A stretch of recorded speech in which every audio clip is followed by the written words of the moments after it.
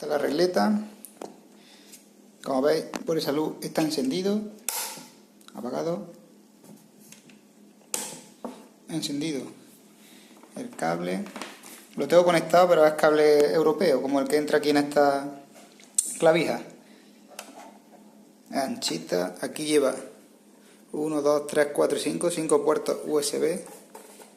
Aquí podemos ver las características que tiene. Es grueso, es de calidad, durito. Y eso, puedo utilizar los 4 a la vez e incluso los 5. O sea, los 9 puedes estar cargando cosas sin ningún problema. Se calienta un poco, pero es normal también si le conectas todo. Y como digo, el cable gordito, gordito, para que no pase nada.